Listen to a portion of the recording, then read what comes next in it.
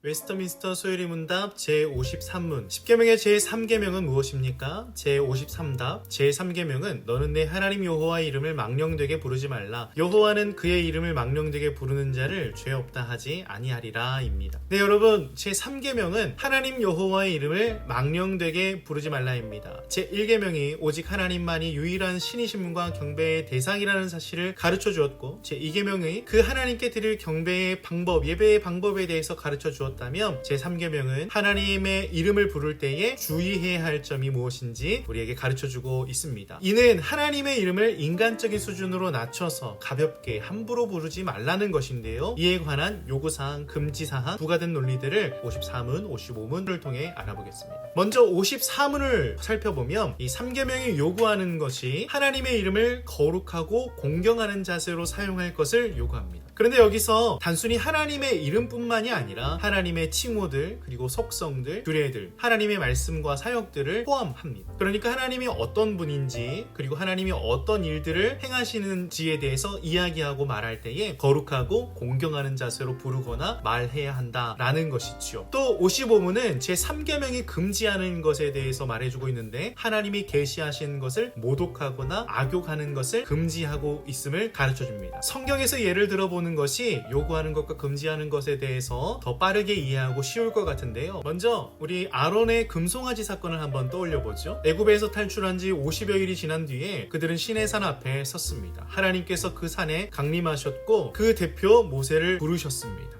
그때에 하나님께서 모세를 부르셔서 하나님의 계명, 오늘 이 말씀 가운데 10계명을 주시고 그 밖에 많은 계명들을 주시고 계셨는데, 그때에 그 산 밑에 있던 아론과 백성들이 무엇을 했습니까? 모세가 시내산에서 더디 내려오자 황금을 모으고 황금 송아지를 만들어 놓고 아론이 그 황금 송아지 앞에 이렇게 외칩니다. 너희를 애굽 땅에서 인도하여 낸 너희의 엘로힘 신이로다 외쳤죠. 황금 송아지를 만들어 놓고 그를 향해서 하나님의 이름을 붙여 부르는 것입니다. 자, 여기서 그들이 가장 먼저 이 계명을 어겼습니다. 물론 이 10계명이 백성들에게 주어지기 직전의 상황이었지만 이 계명을 어김과 동시에 하나님의 이름을 헛되게 부르는 3계명도 어기게 되는 것입니다. 여러분, 또 민수기 22장에 기록된 발람의 사건도 있습니다. 발람은 여러분 하나님의 선지자였습니다. 그런데 그 발람에게 모압과 미디안의 장로들이 찾아와서 이스라엘 백성들을 저주해달라 부탁하며 복채를 가지고 왔거든요. 발람이 그들을 맞이했습니다. 그리고 여기에 유스카라 말하면서 이렇게 이야기합니다. 여호와께서 내게 이르는 대로 너희에게 답하리라, 이렇게 말을 하거든요. 그런데 여러분, 이스라엘 백성들이 누구죠? 하나님께서 애굽 땅에서 이끌어내신 하나님의 백성입니다. 그런데요, 그 자리에서 하나님의 백성을 저주해달라고 하는 이 요청에 대해서 거절한 것이 아니라 하나님의 말씀을 우리가 듣겠다, 하나님께서 뭐라고 말씀하시는지 듣겠다, 이 말씀을 하거든요.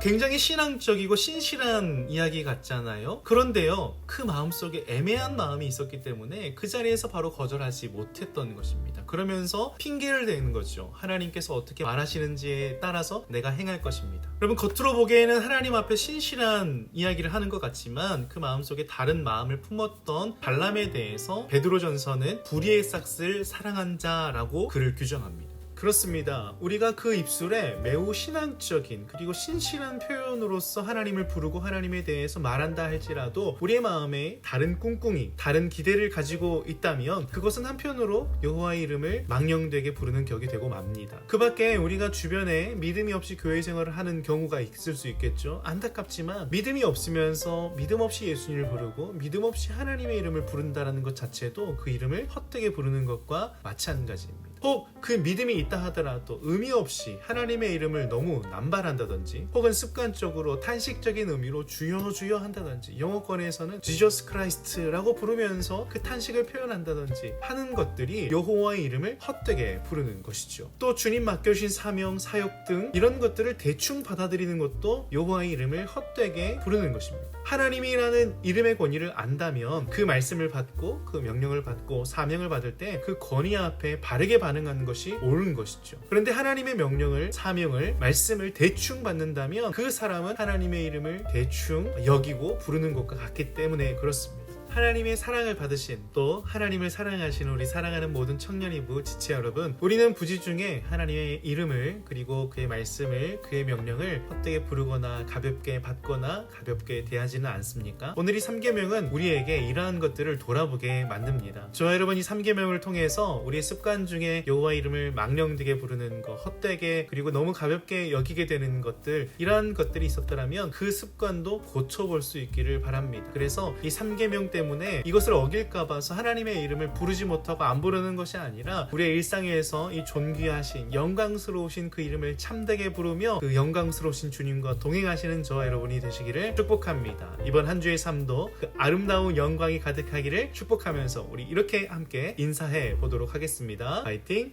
화이팅! 화이팅!